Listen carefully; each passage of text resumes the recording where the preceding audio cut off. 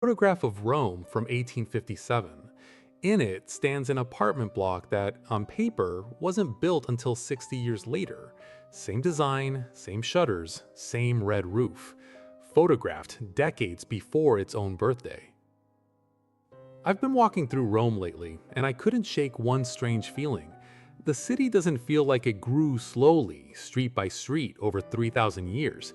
It feels like it arrived, almost all at once, in one piece. We line up to photograph the handful of buildings stamped ancient. Nobody stops to ask who built the thousands of ordinary apartment blocks standing all around them, or exactly when. Rome is 100 square miles of these massive stone rectangles. We marvel at 3 pyramids at Giza and somehow walk right past millions of carved blocks stretching across Europe. And when you finally go looking for the simple answer, who built the ordinary city and when, something odd happens. The construction plans are thin, the photographs of the work barely exist, and the pictures that do survive keep showing Rome already finished, long before the dates in the books say it should be. Quick pause, and a real thank you. If you've walked these streets with me before, it means a lot that you came back. If you're new, a like or a subscribe honestly helps a small channel like this keep going. And to be straight with you, everything here is just the best I've managed to piece together. It's not the final word. If it clashes with what you already know, no hard feelings. Hold both and decide for yourself. Start with the roofs. Red roofs everywhere, not only in Rome, but across old maps of towns all over the world. There are 100 colors you could choose, and yet the world seems to have settled on red with a little blue thrown in. Some say the red marked the earth, the lower realm, while blue was kept for the sky and for royalty. Whatever the reason, that same red-roofed shuttered apartment block turns up in Rome far earlier than it's meant to. The record dates whole neighborhoods, Prati, Testaccio, Barioli, to the 1870s and after, and gives the whole burst a grand name, the Second Industrial Revolution. A tidy story. But look at a painting of Rome from 1834 and the same blocks are already standing. Look at a photograph from 1857 and there they are again. Go back to an engraving from 1683, more than 300 years ago, and Rome already has its big square apartment blocks. Go back further into views from the 1600s and 1700s, and the same red-roofed city is waiting for you. Obelisks already raised, streets already lined. At every spot where an 1870s building supposedly went up, there were already older buildings just like it on the very same ground. So which is true? Were they built in the 1870s or were they always there? Take one building people can actually name, the Palazzo degli Ambassadores. The record says it took 12 years to build, from 1915 to 1927. 12 years, and yet the only construction photographs anyone can dig up come from a single short stretch around 1920 and 1921. And in them, the building is already nearly complete. Before that window, nothing. After it, nothing. No steady record of a 12-year job.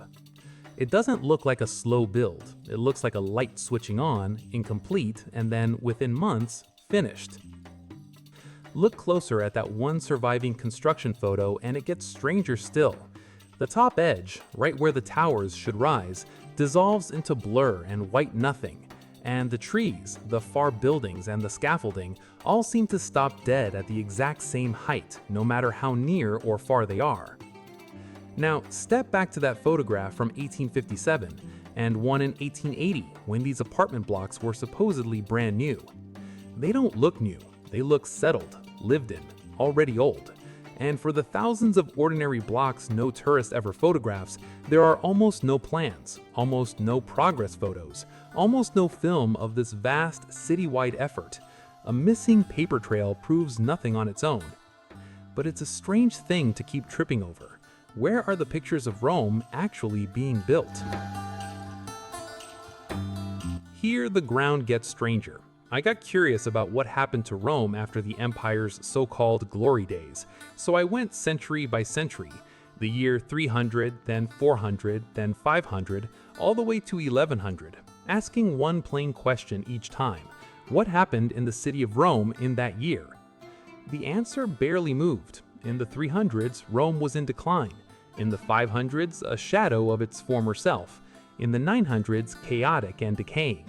Every century, the same tune. Decline, decay, a city just barely hanging on. The official timeline reads like a list of disasters. Sacked by the Visigoths, sacked by the Vandals, sacked by the Ostrogoths, plundered by raiders, battered by the Normans. You can read the run of it yourself. A great fire in 64, another in 80, damage in 217, sack after sack after sack, until you start to wonder how anything in Rome is left standing at all. And yet, on the maps that come afterward, the city sits there looking perfectly fine. For 700 or 800 years, almost nothing specific survives, just a long gray fog of not much happened.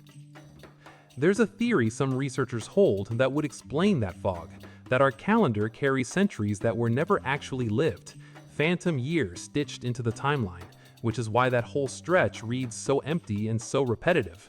I can't prove that, but it's fair to ask why 1,000 years of one of history's greatest cities reads like the same sentence copied over and over. So I went to the maps. If Rome had truly sat in ruins for 1,000 years and more, the old maps should be crowded with broken monuments. They aren't. On a map of Rome from around 1590, on another from the 1600s by Giovanni Battista Falda, and on one older still from the early 1500s, the ancient ruins we queue up to see today are simply not there. Where the Forum's broken columns should stand, there are neat, tidy fields. And the Coliseum. On these old maps, it isn't a ruin at all. It's whole, full height, unbroken. The gap at the top that every visitor photographs today, it hasn't appeared yet. Look closer at those same maps and you catch something else. Here and there, buildings drawn as if half swallowed by the ground, sunk to their windows in earth, as though the city were rising up out of something or settling back down into it. There's more. Search out paintings of Rome from the 1700s and you find two very different cities. The early ones show Rome grand and complete. The later ones, mostly from the end of the century, show it overgrown with weeds, half neglected, looking less like an eternal city and more like somewhere a war had just passed through. Something, it seems, happened in between. And if the Coliseum stood intact and full height on maps drawn in the 1500s and 1600s, then whatever broke it did not happen 2,000 years ago. It happened after. And that's the thread that pulls it all together. On one end, ordinary buildings that show up in pictures long before the date they were supposedly built. On the other, ancient ruins that don't appear on the old maps at all, and the Colosseum that was still whole when those maps were drawn, then broken sometime later. Put those together, and the neat familiar story starts to wobble at both ends. What if Rome wasn't slowly assembled over 3,000 years and slowly crumbled over 2? What if the city was mostly already there, and whatever ruined its great monuments came far more recently than we've been told, somewhere in those foggy, missing centuries no one can quite account for?